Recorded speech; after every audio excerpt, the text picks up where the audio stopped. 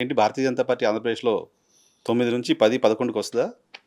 ఏమిటది? 9 సీట్లు ఉన్నాయి ఇప్పుడు అసెంబ్లీలో. అవును. 10 8 10 సీట్లు. 8 సారీ 8 8 అసెంబ్లీను, 12లో ముగ్గురు ఎంపీలు. ఏమన్నా పెరుగుతుందా నెక్స్ట్ ఎలక్షన్? ఖచ్చితంగా ఇదివరకు అసలు పోయినసారి వరకు చూస్తే హ్మ్. 2014 19లో ఒక్క సీట్ కూడా లేదు. హ్మ్. అంటే డైరెక్ట్‌గా మేము ఉన్నది. హ్మ్. ఇప్పుడు మరి 8 అసెంబ్లీ వచ్చాయి, 3 పార్లమెంట్‌లొచ్చాయి. హ్మ్. అంటే పాజిటివ్‌గా ఉన్నట్టుగా మోదీ గారిని ఆంధ్రప్రదేశ్ ప్రజలు కూడా ఆదరిస్తున్నట్టుగా భారతీయ జనతా అది పార్టీ ఎందుకు అడిగానంటే ఆ ప్రశ్న 99లో భారతీయ జనతా పార్టీ 18% ఓటింగ్ ఉండేది. ఓటింగ్ వచ్చింది. 12 మంది ఎంతో ఎమ్మెల్యేలు గెలిచారు. 8 మంది ఎంతో ఎంపీలు గెలిచారు. ఆ తర్వాత మళ్ళీ అడ్రస్ లేదు. అడ్రస్ ఏం గాదు. ఆ 2014లో తర్వాత అడ్రస్ ఏం గాదు. ఆ హ్మ్. తర్వాత భారతీయ జనతా పార్టీ పైన కుట్రలు, కుతంత్రాలు నేచురల్‌గా పన్ని చేస్తారు పన్ని గదా! అహా! కుట్రలు, కుతంత్రాలు పన్ని ప్రజల మనసులో విద్వేషాన్ని నింపి రాజకీయ భారతీయ జనతా పార్టీలు పార్టీని కొంచెం దూరం రాజకీయ జేశారు. పార్టీలు చేసేది అదే కదా! కానీ మీరు వాళ్ళ ఇప్పుడు మీద చేస్తారు. వాళ్ళు మీ మీద చేస్తారు. కానీ గడిచిన 10 సంవత్సరాలు నరేంద్ర మోదీ గారి పాలన అటు దేశవ్యాప్తంగా, ఇటు రాష్ట్రానికి కూడా మనం చూసుకుంటే ఆంధ్రప్రదేశ్ రాష్ట్రాన్ని కూడా గడిచిన 10 సంవత్సరాలలో హ్మ్. డెవల్యూషన్ ఆఫ్ టాక్సెస్ కింద కానివ్వండి, లేదంటే రోడ్ ఇన్‌ఫ్రాస్ట్రక్చర్ కానివ్వండి, రైల్ ఇన్‌ఫ్రాస్ట్రక్చర్ కానీ, ఇండస్ట్రియల్ కారిడార్స్ కానీ, సంక్షేమానికొస్తే జల్ జీవన్ మిషన్ కానివ్వండి, హ్మ్. ఆవాస్ యోజన ద్వారా కానివ్వండి, ఇంకా చాలా అసలు బాగా బట్టి పట్టేసారు మీరు మొత్తం కేంద్ర బట్టి పథకాలన్నీ. కాదు. ఆ! ఇదంతా నేను క్షేత్రస్థాయిలో ప్రతిరోజు అంగన్వాడీల దగ్గర నుంచి తిరుగుతూ ఉంటా కాబట్టి హ్మ్. నాకు అలవాటయిపోయింది అలాగా. హ్మ్. ఇంకా కాదు. కాదు. నేను ఫిగర్‌లతో నేను కూడా నా చెప్తాను గానీ, నాకు మీకు వినే ఓపిక లేదని క చెప్పని క ఇలా కేవలం అది అంటే మీరు పథకాలు క్షేత్రస్థాయికి పోయి చెప్తున్నాను. చెప్తున్నారు కదా! సరే అది చెప్పండి. అలాగా ఇప్పుడు నా నరేంద్ర పాయింట్ మోదీ గారు నేనొక ఎగ్జాంపుల్ చెప్తా. మాకు నేను మిస్ అవుతాను. ఆ పాయింట్ హ్మ్. బీజేపీ పెరుగుతుందని కాబట్టి ఆంధ్రప్రదేశ్‌లో కూడా మమ్మల్ని ఎందుకు అడిగానంటే ఆదరించారు. 2014లో మీకు కొన్ని సీట్లు వచ్చాయి ఆంధ్రప్రదేశ్‌లో.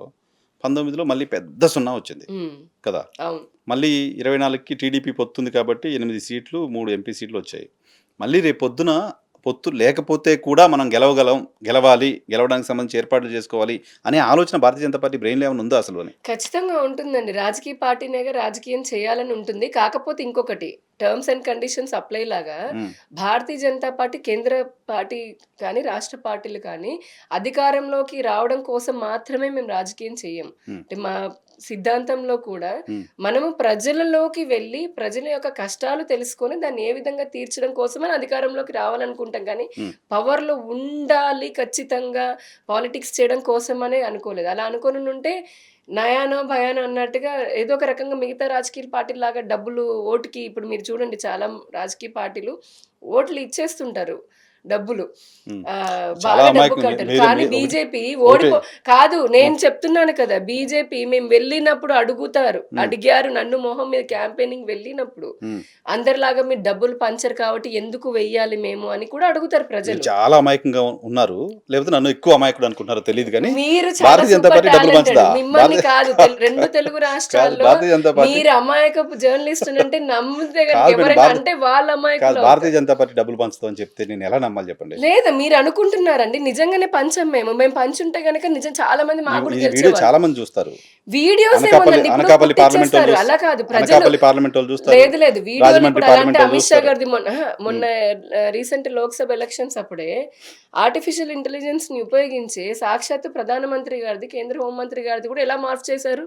అవును. సో, వీడియోలది అది కాదు. నేననేది మీరిప్పుడు ఇదే మైక్ తీసుకొని హ్మ్. ఈహా టీవీ నుంచి రండి వెళ్దాం. హ్మ్. ఏ ఓటర్‌నైనా బీజేపీ మీకు డబ్బిచ్చిందని నిజంగానే అడగండి. కాంగ్రెస్ ఇచ్చిందని కూడా చెప్పరు. లే టీడీపీ అహా! ఇచ్చిందని కూడా లేదు చెప్పరు. కాదు కాదు. వైసీపీ ఇచ్చిందని కూడా చెప్పరు. లేదు లేదు. అలా పోనీ అలా చెప్పే వాళ్ళ దగ్గరికైనా వెళ్దాం. ఆ! చెప్తారు జనాలు. హ్మ్. మీరు అడిగే పద్ధతిలో అడిగితే నేను మీకు చెప్తారు 2, 3 వాళ్ళు. ఎగ్జాంపుల్ చెప్తున్నా. మీరడిగే అనకాపల్లి పార్లమెంట్‌లో జర్నలిస్టులండి మీరు. అనకాపల్లి మీరు ప జర్నలిస్టులు. కాదు. మీకు కావాల్సిన ఇన్ఫర్మేషన్ ఉందంటే మీరు అనకాపల్లి కాదు బీజేపీ సీటే కాదు. గదా! ఆ! అనకాపల్లి బీజేపీ సీటే గదా! అవును. అనకాపల్లిలో బీజేపీ డబ్బులు పంచలా?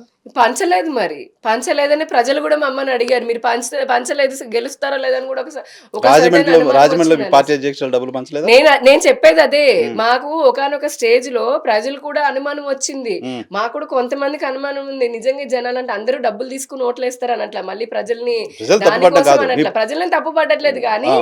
అలాంటి పార్టీ కాదు అంటున్నా. అంటే ఒకానొక స్టేజ్‌లో అనిపిచ్చింది. హ్మ్. ఎందుకంటే ఎలక్షనీరింగ్ అనేది ఇప్పుడు కోట్లతో సంబంధించిందండి. కదా! ఏమనుకున్నా లేకపోయినా భోజనాల దగ్గర నుంచి చెప్పనా ప్రతిది మీకు మాకు సాదినేని బీజే యామినీ శర్మ దగ్గర హ్మ్. సాదినేని యామినీ శర్మ దగ్గర ఓ 50,00,00,00,000, 100,00,00,000 డబ్బులున్నాయనుకుంటే మీరు అసెంబ్లీలో ఉండేవాళ్ళు ఈరోజు. ఎందుకు ఈవెన్ భారతీయ బీజేపీలో జనతా పార్టీ. కాదు. Even Bharatiya Janata party. ఏం సంబంధం ఉందని సుజనా చౌదరి గారు 3 రోజుల ముందొచ్చి విజయవాడలో ఎమ్మెల్యే అవుతారండి? అంటే ఆయనపై నాకు వ్యతిరేకత కాదు. ఇంకే వేరే రీజన్ ఏంటి చెప్పండి? ప్రజలు అంటే ఒకటి నమ్మారండి. సుజనా చౌదరి గారి విషయానికొస్తే మీరు పర్టిక్యులర్‌గా వస్తే, హ్మ్. ఆయన గతంలో గూడా కేంద్ర మంత్రిలాగా చేశారు. హ్మ్. చాలా రిసోర్స్‌ఫుల్ పర్సన్. హ్మ్. ఆయన ప్రజల్లోకెళ్ళినప్పుడు ఆ పర్టిక్యులర్ అసెంబ్లీ సెగ్మెంట్‌కి సంబంధించి ఉన్న ఇష్యూస్‌ని డైరెక్ట్‌గా టార్గెట్ జేశారు. హ్మ్. ఆయన చెప్పింది ఒకటే మాట. నేను కూడా వెళ్ళాను గదా! హ్మ్. క్యాంపెయినింగ్‌కి. వెళ్ళినప్పుడు ఒకటే మాట జెప్పారు. నేను మీకు చేసే స్థితిలో ఉన్నాను. హ్మ్.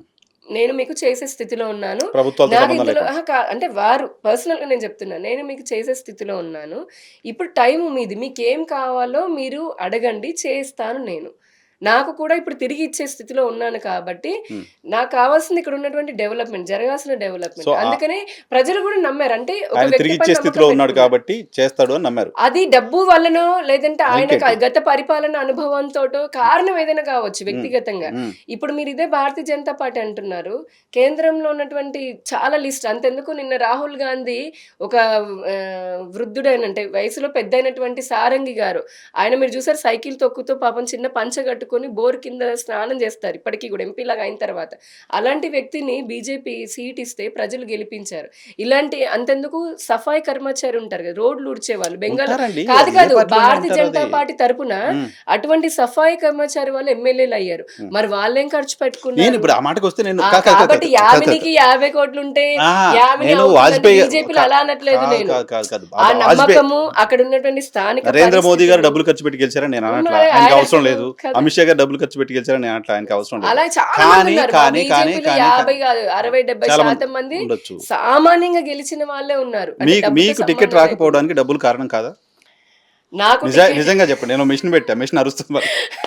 నాకు టికెట్ రాకపోవడానికి చాలా కారణాలు ఉన్నాయని నేను డబ్బులు అనుకుంటున్నాను. కూడా కారణం కదా కనీసం? డబ్బులు కూడా ఒక కారణం కదా? డబ్బులు కూడా ఒక కారణం అయ్యుండొచ్చేమో. అయ్యుండొచ్చు కదా! యాహ్! అయ్యుండొచ్చేమో కానీ అది మాత్రమే అది కారణమని కూడా కారణంగా నేననట్లేదు. అయితే ఉంది కదా! ఒకటి పొత్తులో ఉన్నాము. సో, అక్కడున్నటువంటి ఈక్వేషన్స్ అక్కడ అప్పటికే ఉన్నటువంటి అంటే పొత్తులో ముందు టీడీపీ కొన్ని సీట్లు వాళ్ళు అనౌన్స్ చేసేసుకున్నారు. హ్మ్. ఆ తర్వాత పొత్తులోకి వెళ్ళాం కదా అవును. మామూలుగా. సీట్ అనౌన్స్ అక్కడి చేస్తారు. నుంచి మళ్ళీ మార్చడానికి ఇబ్బందని అనుకోవచ్చు. ఇట్లాగా ఉన్న సీట్లే బీజేపీకి తక్కువిచ్చారు. హ్మ్. ఆ ఇచ్చిన దాంట్లో కూడా మళ్ళీ ఏరి అన్ని విధాలు అక్కడ ఉన్నటువంటి అన్ని రకాల ఈక్వేషన్స్‌లో నాకు రాకపోయుండొచ్చు. నేను డబ్బు కోసమని అనట్లేదు. హ్మ్. ఎందుకంటే వాస్తవం చెప్పాలంటే మీకు తెలియంది కాదు. ఈ రోజున 100,00,00,000 పెట్టుకుంటామన్న ఫేస్ వాల్యూ లేదనుకోండి, ఎవరో తెలియకపోతే తొందరగా ప్రజలు కూడా యాక్సెప్ట్ చెయ్యరు. హ్మ్. అందుకే గదా పెద్ద పెద్ద వాళ్ళందరూ కూడా ఎన్నికల్లో నించొని ఎంత ఖర్చు పెట్టుకుంటామన్నా ప్రజలు వాళ్ళని ఓడగొట్టేశారు. హ్మ్. ఇప్పుడు నాకు ఐ థింక్ అంటే ప్రజలు అనేది మీలాంటి శ్రేయోభిలాషులందరూ అనేదేంటి, ప్రజలు మనల్ని గుర్తిస్తారు నన్ను.